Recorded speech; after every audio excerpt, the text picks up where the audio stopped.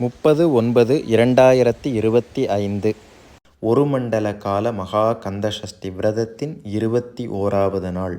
தினம் ஒரு திருப்புகழ் அப்படிங்கிற தலைப்பில் நம்ம இப்போ பார்க்க இருக்கின்ற திருப்புகழ் மிக மிக முக்கியமான ஒன்று. முருகப்பெருமான்கிட்ட நம்ம என்னென்னமோ கோரிக்கைகளை வேண்டுதலாக வைப்போம். முருகப்பெருமானும் நம்முடைய கோரிக்கைகளை ஏற்று நம்முடைய வேண்டுதல்களை தவறாது நிறைவேற்றி வைப்பார். அதில் எந்த சந்தேகமும் கிடையாது. ஆனால் என்ன பொருள் கிடைத்து என்ன பலன்? முருகப்பெருமானுடைய தரிசனத்தை விட உயர்வானது ஒன்று உண்டா அப்படின்னா நிச்சயமாக கிடையாது. அப்படிப்பட்ட அந்த உயர்வான உன்னதமான தரிசனத்தை நமக்கு கனவிலேனும் அல்லது நேரடியாக வேணும் வழங்கக்கூடிய அருளக்கூடிய ஒரு அற்புதமான திருப்புகழ் இருக்கிறது.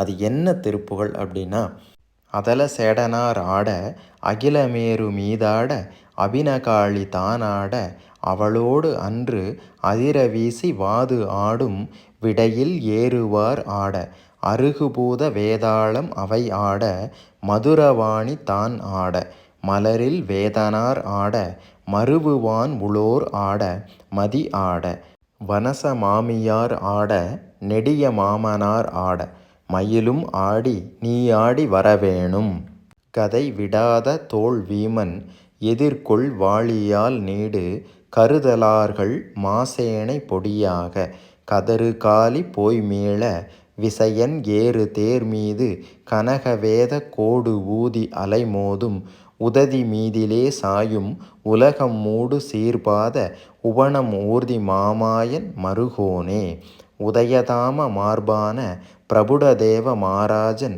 உளமும் ஆட வாழ்தேவர் பெருமாளே. இந்த திருப்புகழை தினமும் பாராயணம் செய்தால் முருகப்பெருமானுடைய தரிசனம் அருணகிரிநாத சுவாமிகளுக்கு கிடைத்தது போல நமக்கும் கிடைக்கும் அப்படிங்கிறதுல எந்த விதமான சந்தேகமும் கிடையாது.